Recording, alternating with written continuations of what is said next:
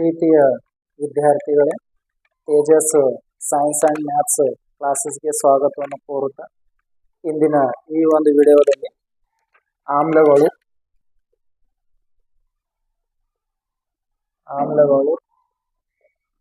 ಪ್ರತ್ಯಾಮ್ಲಗಳು ಮತ್ತು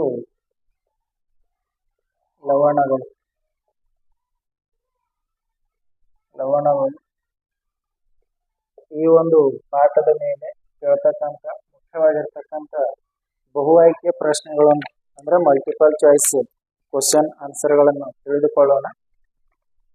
ಈ ಒಂದು ಪಾಠದಲ್ಲಿ ಕೇಳ್ತಕ್ಕಂಥ ಮೊದಲನೇ ಪ್ರಶ್ನೆ, ಆಮ್ಲದ ವ್ಯಾಖ್ಯಾನ ಯಾವುದು? ಅಂದ್ರೆ ಆಮ್ಲಗಳು ಎಂದರೇನು? ಅದಕ್ಕೆ ಆಪ್ಷನ್ಸು: ಎ ಕಹಿ ರುಚಿ ಪದಾರ್ಥ, ಬಿ ಹಾಲು ನೀಲಿ ಬಣ್ಣದ ಪದಾರ್ಥ, ಸಿ ನೀರಿನಲ್ಲಿ H+ ಆಯನಗಳನ್ನು ಉತ್ಪತ್ತಿ ಮಾಡುವ ಪದಾರ್ಥ, ಡಿ ಅಲ್ಕಲಿ ಪದಾರ್ಥ. ಅದಕ್ಕೆ ಸರಿಯಾಗಿರ್ತಕ್ಕಂಥ ಉತ್ತರ ಆಮ್ಲ ಎಂದರೇನು ಅಥವಾ ಆಮ್ಲದ ವ್ಯಾಖ್ಯಾನ ಏನದಂತಂದ್ರೆ ನೀರಿನಲ್ಲಿ H+ ಆಯನ ಉತ್ಪತ್ತಿ ಮಾಡುವ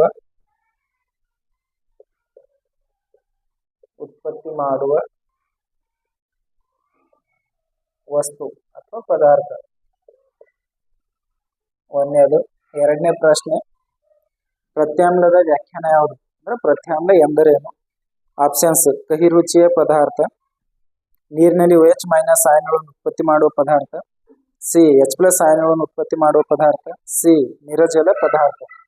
ಅದಕ್ಕೆ ಪ್ರತ್ಯಾಮ್ಲ ಎಂದರೇನು? ಅದಕ್ಕೆ ಆನ್ಸರ್ ಏನಂತಾರೆ ನೀರಿನಲ್ಲಿ. ಸರಿಯಾಗಿರ್ತಕ್ಕಂಥ ಉತ್ತರ ನೀರಿನಲ್ಲಿ OH- ಆಯನಗಳನ್ನು ಉತ್ಪತ್ತಿ ಮಾಡುವ ವಸ್ತು. ಆಮ್ಲ ಏನ್ ಮಾಡ್ತದೆ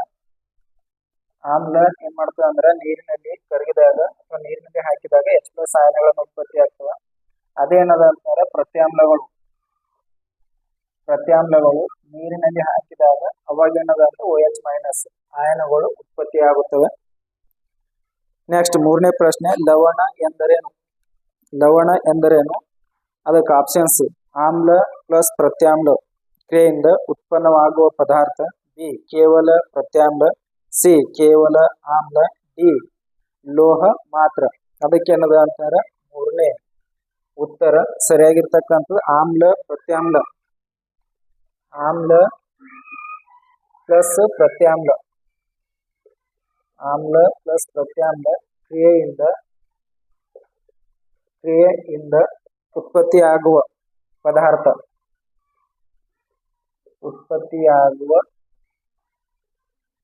ವಸ್ತು ಅಥವಾ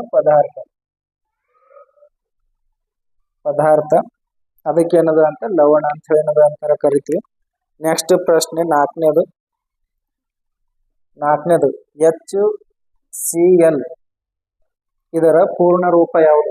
ಅಂದ್ರೆ HCl ನ ಪೂರ್ಣ ರೂಪ ಯಾವುದು? Answer: A hydrochloric acid, hydrogen chloride, C hydrate chloride, D hydrocarbonate. ಅದಕ್ಕೆ ಸರಿಯಾಗಿರ್ತಕ್ಕಂಥ ಉತ್ತರ ಹೈಡ್ರೋಕ್ಲೋರಿಕ್ ಆಸಿಡ್ ಅಥವಾ ಹೈಡ್ರೋಕ್ಲೋರಿಕ್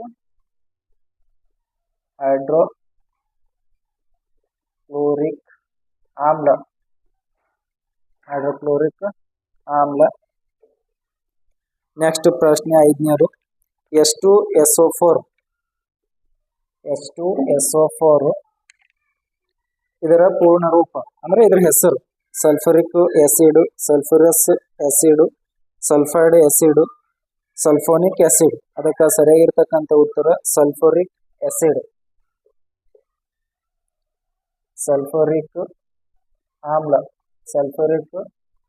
ಆಮ್ಲ ಅಥವಾ ಸಲ್ಫರಿಕ್ ಆಸಿಡ್.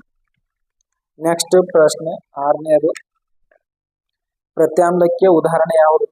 ಪ್ರತ್ಯಾಮ್ಲಕ್ಕೆ ಉದಾಹರಣೆ ಆಪ್ಷನ್ಸ್: ಸೋಡಿಯಂ ಹೈಡ್ರಾಕ್ಸೈಡ್, ಹೈಡ್ರೋಕ್ಲೋರಿಕ್ ಆಮ್ಲ, ಸಲ್ಫರಿಕ್ ಆಮ್ಲ, HNO3 ನೈಟ್ರಿಕ್ ಆಮ್ಲ. ಅದಕ್ಕೆ ಪ್ರತ್ಯಾಮ್ಲಕ್ಕೆ ಉದಾಹರಣೆ ಯಾವುದಪ್ಪ ಅಂತಂದ್ರೆ NaOH. ನೆಕ್ಸ್ಟ್ ಆಮ್ಲಕ್ಕೆ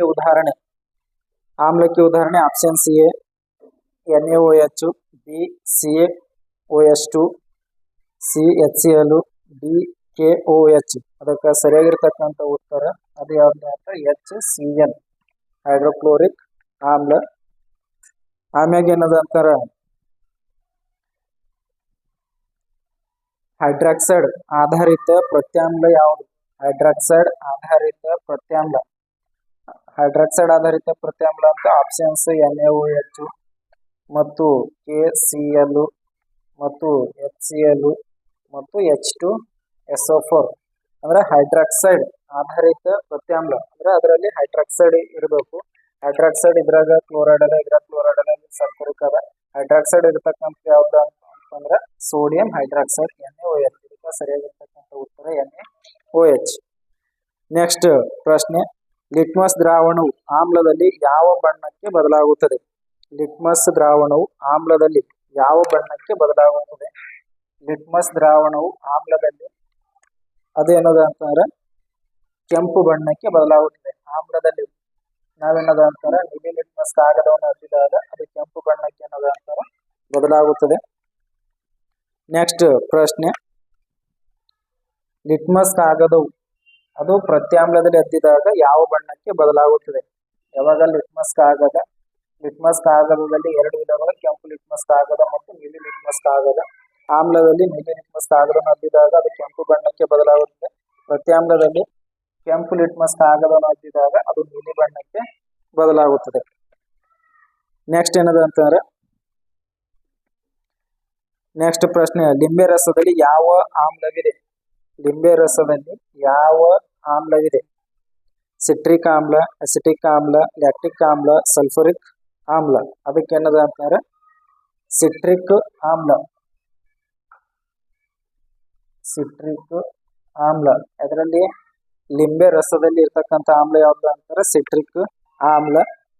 ನೆಕ್ಸ್ಟ್ ಪ್ರಶ್ನೆ, ಹಾಲಿನಲ್ಲಿ ಯಾವ ಆಮ್ಲವಿದೆ? ಹಾಲಿನಲ್ಲಿ ಇರ್ತಕ್ಕಂಥ ಆಮ್ಲ ಯಾವುದು? ಲ್ಯಾಕ್ಟಿಕ್ ಆಮ್ಲ, ಅಸಿಟಿಕ್ ಆಮ್ಲ, ಸಲ್ಫರಿಕ್ ಆಮ್ಲ, ಹೈಡ್ರಾಕ್ಸೈಡ್ ಆಮ್ಲ. ಅದಕ್ಕೆ ಹಾಲಿನಲ್ಲಿರ್ತಕ್ಕಂಥ ಆಮ್ಲ ಯಾವ್ದು ಅಂತಾರ ಲ್ಯಾಕ್ಟಿಕ್ ಆಮ್ಲ. ಹಾಲಿನಲ್ಲಿರ್ತಕ್ಕಂಥ ಆಮ್ಲ ಲ್ಯಾಕ್ಟಿಕ್ ಆಮ್ಲ. ನೆಕ್ಸ್ಟ್ ಪ್ರಶ್ನೆ, ಆಹಾರದ ಜೀರ್ಣಕ್ರಿಯೆಯಲ್ಲಿ ಸಹಾಯ ಮಾಡುವ ಆಮ್ಲ ಯಾವುದು? ಅಂದ್ರೆ ಆಹಾರವನ್ನು ನಾವು ತಿಂದಾಗ ಆ ಆಹಾರ ಜೀರ್ಣವಾಗಲು ಸಹಾಯ ಮಾಡ್ತಕ್ಕಂಥ ಆಮ್ಲ ಯಾವುದು ಅಂತ ಹೇಳಿ ಪ್ರಶ್ನೆಯನ್ನ ಕೇಳಿದ. ಅದಕ್ಕೆ HCl ಹೈಡ್ರೋಕ್ಲೋರಿಕ್ ಆಮ್ಲ, ಬಿ CH3COOH ಅಸಿಟಿಕ್ ಆಮ್ಲ, H2SO4 ಸಲ್ಫರಿಕ್ ಆಮ್ಲ, HNO3 ನೈಟ್ರಿಕ್ ಆಮ್ಲ. ಅದಕ್ಕೆ ಸರಿಯಾಗಿರ್ತಕ್ಕಂಥ ಉತ್ತರ ಯಾವ್ದಪ್ಪ ಅಂತಾರ HCl ಹೈಡ್ರೋಕ್ಲೋರಿಕ್ ಆಮ್ಲ. ನಮ್ಮ ಜಠರದಲ್ಲಿ ಹೈಡ್ರೋಕ್ಲೋರಿಕ್ ಆಮ್ಲವನ್ನು ಹೊಂದಿದ್ದು ಅದು ಆಹಾರ ತಿಂದಾಗ ಜೀರ್ಣಕ್ರಿಯೆಯಲ್ಲಿ ಅದು ಜೀರ್ಣಿಸಲು ಏನದ ಅಂತಾರ ಸಹಾಯ ಮಾಡುತ್ತದೆ. ನೆಕ್ಸ್ಟ್, ಸೋಡಾ ದ್ರಾವಣವು ಯಾವ ಪ್ರತ್ಯಾಮ್ಲದಿಂದ ತಯಾರಿಸಲಾಗಿದೆ? ಸೋಡಾ ದ್ರಾವಣವು ಯಾವ ಪ್ರತ್ಯಾಮ್ಲದಿಂದ ತಯಾರಿಸಲಾಗಿದೆ? ಅದಕ್ಕೆ ಏನದ ಅಂತಾರ ಸರಿಯಾಗಿರ್ತಕ್ಕಂಥ ಉತ್ತರ ಸೋಡಿಯಂ ಹೈಡ್ರಾಕ್ಸೈಡ್. ನೆಕ್ಸ್ಟ್ ಪ್ರಶ್ನೆ, ಅಮೋನಿಯಾ ದ್ರಾವಣ ಯಾವ ಪ್ರತ್ಯಾಮ್ಲವಾಗಿದೆ? ಅಮೋನಿಯಾ ದ್ರಾವಣವು ಯಾವ ಪ್ರತ್ಯಾಮ್ಲವಾಗಿದೆ? Options A NaOH, NH4OH, CaOH2, next KOH. ಅಂದ್ರೆ ಇವುಗಳಲ್ಲಿ ಅಮೋನಿಯಾ ದ್ರಾವಣವು ಯಾವ ಪ್ರತ್ಯಾಮ್ಲವಾಗಿದೆ? ಅಂದ್ರೆ ಅಮೋನಿಯಾ ದ್ರಾವಣ ಹೊಂದಿರತಕ್ಕಂಥದ್ದು ಅಂದ್ರೆ ಅಮೋನಿಯಾ ಹೊಂದಿರತಕ್ಕಂಥದ್ದು ಪ್ರತ್ಯಾಮ್ಲ ಯಾವುದು? ಇದನ್ನು ಪ್ರತ್ಯಾಮ್ಲದ, ಇದನ್ನು ಪ್ರತ್ಯಾಮ್ಲದ, ಇದನ್ನು ಪ್ರತ್ಯಾಮ್ಲದ, ಇದನ್ನು ಪ್ರತ್ಯಾಮ್ಲದ. ಆದ್ರೆ ಇದು ಸೋಡಿಯಂ ಹೈಡ್ರಾಕ್ಸೈಡ್, ಇದು ಕ್ಯಾಲ್ಸಿಯಂ ಹೈಡ್ರಾಕ್ಸೈಡ್, ಇದು ಪೊಟ್ಯಾಸಿಯಂ ಹೈಡ್ರಾಕ್ಸೈಡ್.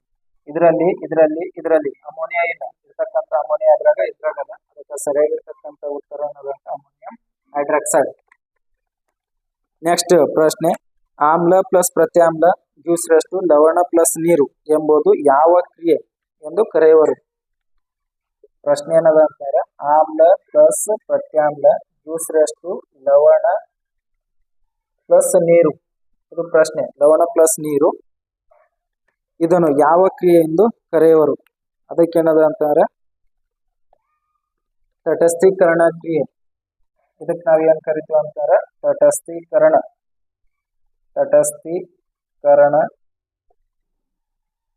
ಕ್ರಿಯೆ. ಇದಕ್ಕೇನದ ಅಂತಾರ ತಟಸ್ಥೀಕರಣ ಕ್ರಿಯೆ. ಅಂದ್ರೆ ಆಮ್ಲ ಮತ್ತು ಪ್ರತ್ಯಾಮ್ಲ ವರ್ತಿಸಿದಾಗ ಲವಣ ಮತ್ತು ನೀರನ್ನು ಉತ್ಪತ್ತಿ ಆಗ್ತದೆ. ಅದಕ್ಕೆ ತಟಸ್ಥೀಕರಣ ಕ್ರಿಯೆ ಅಂತ ಏನದ ಅಂತಾರ ಕರಿತೀವಿ. ನೆಕ್ಸ್ಟ್ ಅದೇ ರೀತಿ ಏನದ ಅಂತಾರ ಪ್ರಶ್ನೆ ಏನದ ಅಂತಾರ HCl plus NaOH gives rise to NaCl plus H2O. ಇಲ್ಲಿ ಯಾವ ಲವಣ ಉತ್ಪನ್ನವಾಗುತ್ತದೆ? ಇದರಾಗ ದೊರೆತಕ್ಕಂಥ ಲವಣ ಯಾವುದು? ಆಪ್ಷನ್ಸ್ ಏನದ ಅಂತಾರ Na2SO4, NaCl, CaCl2, KNO3. ಅದಕ್ಕೆ ಸರಿಯಾಗಿರ್ತಕ್ಕಂಥ ಉತ್ತರ ಲವಣ ಯಾವುದು ಅಂತಂದ್ರೆ ಇದು NaCl ಲವಣ. ಇದು ಏನಾಗುತ್ತೆ? ನೀರು. ನೆಕ್ಸ್ಟ್ ಪ್ರಶ್ನೆ H2SO4 plus 2NaOH gives rise to Na2SO4 plus 2H2O. ಇಲ್ಲಿ ಯಾವ ಲವಣ ಉತ್ಪನ್ನವಾಗುತ್ತದೆ? ಇದರಾಗ ಯಾವ ಲವಣವು ಉತ್ಪನ್ನವಾಗುತ್ತದೆ ಅಂತಾರೆ Na2SO4 ಲವಣ. ಅದು ಒಂದು ಉತ್ಪನ್ನವನ್ನು ಹೊಂದಿರತಕ್ಕಂಥದ್ದು. ನೆಕ್ಸ್ಟ್ ಪ್ರಶ್ನೆ NaOH plus HNO3 gives rise to NaNO3 plus H2O. ಇಲ್ಲಿ ಯಾವ ಲವಣ ಉತ್ಪನ್ನವಾಗುತ್ತದೆ? ಇದರಲ್ಲಿ ಕೂಡ ಯಾವ ಲವಣ ಉತ್ಪನ್ನವನ್ನು ಹೊಂದಿರತಕ್ಕಂಥದ್ದು ಅಂತಾರೆ ಅದು ಯಾವ್ದಪ್ಪ ಅಂತಾರೆ NaNO3. ನೆಕ್ಸ್ಟ್ ಪ್ರಶ್ನೆ ಏನದ ಅಂತಾರೆ ಆಮ್ಲದೊಂದಿಗೆ ಪ್ರತ್ಯಾಮ್ಲವನ್ನು ಸೇರಿದಾಗ pH ಮೌಲ್ಯ ಹೇಗೆ ಬದಲಾಗುತ್ತದೆ? ಆಮ್ಲದೊಂದಿಗೆ ಪ್ರತ್ಯಾಮ್ಲವನ್ನು ಸೇರಿದಾಗ ಅದರ pH ಮೌಲ್ಯ ಹೇಗೆ ಬದಲಾಗುತ್ತದೆ? ಆಪ್ಷನ್ ಸಿ ಹೆಚ್ಚಾಗುತ್ತದೆ, ಬಿ ಕಡಿಮೆ ಆಗುತ್ತದೆ, ಸಿ ಬದಲಾಗುವುದಿಲ್ಲ, ಡಿ ಶೂನ್ಯವಾಗುತ್ತದೆ. ಅದಕ್ಕೆ ಏನದ ಅಂತಾರೆ ಬದಲಾವಣೆ ಆಗುವುದಿಲ್ಲ. ಆಮ್ಲ ಮತ್ತು ಪ್ರತ್ಯಾಮ್ಲ ಸೇರಿದಾಗ ಅದರ pH ಮೌಲ್ಯ ಏನದ ಅಂತಾರೆ ಬದಲಾವಣೆ ಹೊಂದುವುದಿಲ್ಲ. ನೆಕ್ಸ್ಟ್ pH ಮೌಲ್ಯ 7ಕ್ಕಿಂತ ಕಡಿಮೆ ಇರುವ ದ್ರಾವಣ ಡ್ಯಾಸ್ ಆಗಿರುತ್ತದೆ. pH ಮೌಲ್ಯವು 7ಕ್ಕಿಂತ ಕಡಿಮೆ ಇದ್ದಾಗ ಡ್ಯಾಸ್ ಆ ದ್ರಾವಣ ಡ್ಯಾಸ್ ಆಗಿರುತ್ತದೆ. ಆ ದ್ರಾವಣ ಏನಿರ್ತದೆ ಅಂತಂದ್ರೆ ಅದು ಪ್ರತ್ಯಾಮ್ಲವಾಗಿರ್ತದೆ, ತಟಸ್ಥವಾಗಿರುತ್ತದೆ, ಆಮ್ಲೀಯವಾಗಿರ್ತದೆ ಮತ್ತು ಲವಣೀಯವಾಗಿರ್ತದೆ. ಅದಕ್ಕೆ ಏನದ ಅಂತಾರೆ ಆಮ್ಲೀಯ ದ್ರಾವಣವಾಗಿರುತ್ತದೆ. pH ಮೌಲ್ಯ 7ಕ್ಕಿಂತ ಕಡಿಮೆ ಇದ್ದಾಗ ಅದು ಆಮ್ಲೀಯ ದ್ರಾವಣವಾಗಿರುತ್ತದೆ. ಅದೇ pH ಮೌಲ್ಯ 7ಕ್ಕಿಂತ ಹೆಚ್ಚು ಇದ್ದಾಗ ಅದು ಏನಾಗಿರುತ್ತದೆ? ಅದು ಏನದ ಅಂತಾರೆ ಪ್ರತ್ಯಾಮ್ಲವಾಗಿರುತ್ತದೆ. ನೆಕ್ಸ್ಟ್ ಏನದ ಅಂತಾರೆ pH ಮೌಲ್ಯ. ತಟಸ್ಥ ದ್ರಾವಣದ pH ಮೌಲ್ಯ ಎಷ್ಟು? ತಟಸ್ಥ ದ್ರಾವಣದ pH ಮೌಲ್ಯ ಎಷ್ಟಪ್ಪ ಅಂತಂದ್ರೆ 7. pH ಮೌಲ್ಯ ತಟಸ್ಥ ದ್ರಾವಣದ pH ಮೌಲ್ಯ ಅದು ಎಷ್ಟು ಅಂತಂದ್ರೆ 7 ಇದ್ದಾಗ ಅದಕ್ಕೆ ಏನದ ಅಂತಾರೆ ತಟಸ್ಥ ಅಂತ ಏನದ ಅಂತಾರೆ ಕರಿತೀವಿ. ನೆಕ್ಸ್ಟ್ ಆಮ್ಲಗಳು ಲೋಹದೊಂದಿಗೆ ಪ್ರತಿವರ್ತಿಸಿದಾಗ ದೊರೆಯುವ ಉತ್ಪನ್ನ ಯಾವುದು? ಲೋಹಗಳು ಆಮ್ಲಗಳ ಜೊತೆಗೆ ವರ್ತಿಸಿದಾಗ ದೊರೆಯುವ ಉತ್ಪನ್ನ ಯಾವುದು ಅಂತಂದ್ರೆ ಲವಣ ಪ್ಲಸ್ ಯಾವಾಗ ಏನದ ಅಂತಾರೆ ಆಮ್ಲಗಳು ಲೋಹಗಳೊಂದಿಗೆ ವರ್ತಿಸಿದಾಗ ಲವಣ ಮತ್ತು hydrogen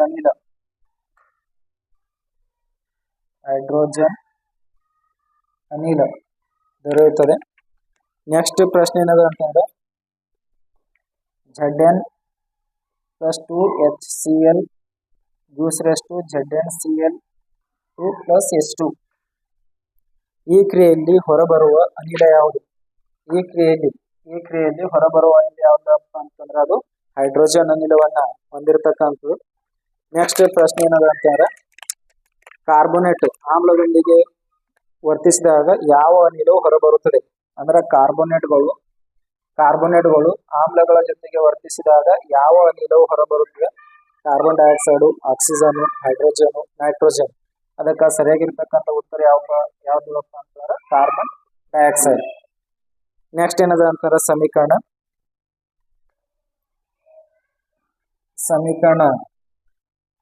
Na2CO3 plus 2HCl gives rise to 2NaCl plus H2O plus CO2.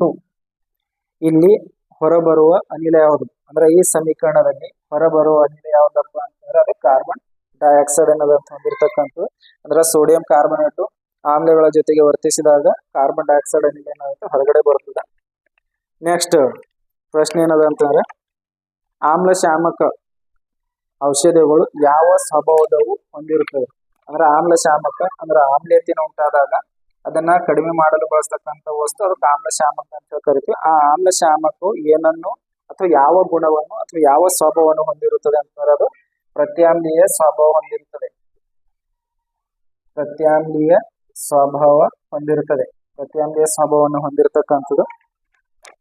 Next, magnesium hydroxide ಆಮ್ಲಶಾಮಕಕ್ಕೆ ಉದಾಹರಣೆ ಯಾವುದು? ಮ್ಯಾಗ್ನೀಷಿಯಂ ಹೈಡ್ರಾಕ್ಸೈಡ್ ಆಮ್ಲಶಾಮಕಕ್ಕೆ ಉದಾಹರಣೆ ಯಾವುದಪ್ಪ ಅಂತಾರೆ? MgOH2. ನೆಕ್ಸ್ಟ್ ಪ್ರಶ್ನೆ ಏನದ ಅಂತಾರೆ? ಆಮ್ಲೀಯ ಮಣ್ಣು ಸರಿಪಡಿಸಲು ಏನನ್ನು ಬಳಸಲಾಗುತ್ತದೆ? ಆಮ್ಲೀಯ ಮಣ್ಣು ಅಂದ್ರೆ ಹೊಲದಲ್ಲಿರ್ತಕ್ಕಂಥ ಮಣ್ಣು ಆಮ್ಲೀಯತೆಯನ್ನು ಹೊಂದಿದಾಗ ಅದನ್ನ ಕಡಿಮೆ ಮಾಡಲು ಅಥವಾ ತಟಸ್ಥಗೊಳಿಸಲು ಏನನ್ನು ಬಳಸಲಾಗುತ್ತದೆಪ್ಪ ಅಂತಂದ್ರೆ ಆಮ್ಲ, ಪ್ರತ್ಯಾಮ್ಲ, ಲವಣ ಮತ್ತು ನೀರು ಅಂತರ ಅಲ್ಲಿ ಪ್ರತ್ಯಾಮ್ಲವನ್ನು ಬಳಸಲಾಗ್ತದೆ. ಆ ಪ್ರತ್ಯಾಮ್ಲವನ್ನು ಬಳಸೋದ್ರಿಂದ ಹೊಲದಲ್ಲಿರ್ತಕ್ಕಂಥ ಅಥವಾ ಮಣ್ಣಿನಲ್ಲಿರ್ತಕ್ಕಂಥ pH ಮೌಲ್ಯವನ್ನು ತಟಸ್ಥಗೊಳಿಸಬಹುದು. ನೆಕ್ಸ್ಟ್, pH ಮಾನವನ್ನು ಯಾವುದರ ಮೂಲಕ ಅಥವಾ ಯಾವ ಸಾಧನದ ಮೂಲಕ ಅಳತೆ ಮಾಡಲಾಗ್ತದೆ? pH ಮಾನಕ್ಕೆ ಬಳಸುವ ಸಾಧನ ಯಾವುದು? ಅಂದ್ರೆ ಅದು pH ಮೀಟರ್. pH ಮೀಟರ್ನ ಮೂಲಕ pH ಅಳತೆಯನ್ನು ಮಾಡಲಾಗ್ತದೆ. ನೆಕ್ಸ್ಟ್ ಏನದ ಅಂತಾರೆ? ಕೆಂಪು ಲಿಟ್ಮಸ್ ನೀಲಿ ಆಗೋದು ಯಾವ ದ್ರಾವಣದಲ್ಲಿ? ಕೆಂಪು ಲಿಟ್ಮಸ್ ನೀಲಿ ಬಣ್ಣಕ್ಕೆ ಪರಿವರ್ತನೆ ಆಗ್ತದೆ ಅಂತಾರೆ. ಅದು ಯಾವ ದ್ರಾವಣದಾಗ್ತದೆ? ಆಮ್ಲ ದ್ರಾವಣದಾಗ್ತದೆ, ಪ್ರತ್ಯಾಮ್ಲ ದ್ರಾವಣದಾಗ್ತದೆ, ತಟಸ್ಥ ದ್ರಾವಣದಾಗ್ತದೆ, ಲವಣದಲ್ಲಾಗ್ತದೆ. ಅದು ಏನದ ಅಂತಾರೆ? ಪ್ರತ್ಯಾಮ್ಲದಲ್ಲಿ ಹೊಂದಿರತಕ್ಕಂಥದ್ದು. ಪ್ರತ್ಯಾಮ್ಲದಲ್ಲಿ ಏನದ ಅಂತಾರೆ? ಕೆಂಪು ಲಿಟ್ಮಸ್ ಅದು ನೀಲಿ ಬಣ್ಣಕ್ಕೆ ಬದಲಾಗುತ್ತದೆ. ನೆಕ್ಸ್ಟ್ ಪ್ರಶ್ನೆ ಏನಪ್ಪಾ ಅಂತಂದ್ರೆ ನೀಲಿ ಕೆಂಪು ಆಗುವುದು ಯಾವ ದ್ರಾವಣದಲ್ಲಿ? ಅಂದ್ರೆ ನೀಲಿ ಇರ್ತಕ್ಕಂಥದ್ದು ಕೆಂಪು ಆಗ್ತಕ್ಕಂಥದ್ದು ಅದು ಯಾವ ದ್ರಾವಣದಲ್ಲಿ ಅಂತಾರೆ? ಅದು ಆಮ್ಲೀಯ ದ್ರಾವಣದಲ್ಲಿ ಏನದ ಅಂತ ಹೊಂದಿರತಕ್ಕಂಥದ್ದು. ನೆಕ್ಸ್ಟ್ ಪ್ರಶ್ನೆ, ಸಾಮಾನ್ಯ ಉಪ್ಪಿನ ರಾಸಾಯನಿಕ ಸೂತ್ರ ಯಾವುದು? ಸಾಮಾನ್ಯ ಉಪ್ಪಿನ ರಾಸಾಯನಿಕ ಸೂತ್ರ ಅದು ಯಾವ್ದಪ್ಪ ಅಂತ NaCl ಏನದ ಅಂತಾರೆ? ಸಾಮಾನ್ಯ ಉಪ್ಪಿನ ರಾಸಾಯನಿಕ ಸೂತ್ರವನ್ನು ಹೊಂದಿರತಕ್ಕಂಥದ್ದು. ಸೋಡಿಯಂ ಸಲ್ಫೇಟ್ನ ಸೂತ್ರ ಯಾವುದು? ಸೋಡಿಯಂ ಸಲ್ಫೇಟ್ನ ಸೂತ್ರ ಯಾವುದು? ಆ ಸೋಡಿಯಂ ಸಲ್ಫೇಟ್ನ ಸೂತ್ರ Na2SO4 ಏನದ ಅಂತರ ಸೂತ್ರವನ್ನ ಹೊಂದಿರತಕ್ಕಂಥದ್ದು. ಕ್ಯಾಲ್ಸಿಯಂ ಕಾರ್ಬೋನೇಟ್ ಸೂತ್ರ ಯಾವುದು? ಕ್ಯಾಲ್ಸಿಯಂ ಕಾರ್ಬೋನೇಟ್ನ ಸೂತ್ರ ಅದು ಯಾವ್ದಪ್ಪ ಅಂತಾರೆ? CaCO3. ನೆಕ್ಸ್ಟ್ ಪ್ರಶ್ನೆ ಯಾವ್ದಪ್ಪ ಅಂತಾರೆ? ಸಲ್ಫರಿಕ್ ಆಮ್ಲ ಪ್ರಬಲ ಆಮ್ಲವೇ? ಸಲ್ಫರಿಕ್ ಆಮ್ಲ ಪ್ರಬಲ ಆಮ್ಲವೇ ಅಂತಂದಾಗ ಅದು ಹೌದು, ಪ್ರಬಲ ಆಮ್ಲವನ್ನು ಹೊಂದಿರತಕ್ಕಂಥ ಅದು ಸಲ್ಫರಿಕ್ ಆಮ್ಲ. ಆಮ್ಲಗಳು ಯಾವುದಕ್ಕೆ ಕಾರಣ? ಆಮ್ಲಗಳು ಏನದ ಅಂತಾರೆ? ಕಾಗದವನ್ನು ನಾಶ ಮಾಡುತ್ತವೆ, ಲೋಹಗಳ ಕ್ಷಯ ಮಾಡುತ್ತವೆ, ಹಲ್ಲುಗಳು ಹಾಳಾಗಲು ಕಾರಣವಾಗುತ್ತವೆ. ಆದ್ದರಿಂದ ಮೇಲಿನ ಎಲ್ಲವೂ. ಅದೇ ರೀತಿ ನೆಕ್ಸ್ಟ್ ಪ್ರಶ್ನೆ ಏನದ ಅಂತಂದ್ರೆ ಪ್ರತ್ಯಾಮ್ಲಗಳು ಯಾವ ರುಚಿಯನ್ನು ಹೊಂದಿರುತ್ತವೆ? ಪ್ರತ್ಯಾಮ್ಲಗಳು ಕಹಿ ರುಚಿಯನ್ನು ಹೊಂದಿರುತ್ತವೆ. ಮತ್ತು ಆಮ್ಲಗಳು ಯಾವ ರುಚಿಯನ್ನು ಹೊಂದಿರುತ್ತವೆ? ಆಮ್ಲಗಳು ಹುಳಿ ರುಚಿಯನ್ನು ಹೊಂದಿರುತ್ತವೆ. ಇಲ್ಲಿಯವರೆಗೆ ಈ ಒಂದು ವಿಡಿಯೋವನ್ನು ವೀಕ್ಷಿಸಿದ್ದಕ್ಕಾಗಿ ಧನ್ಯವಾದ.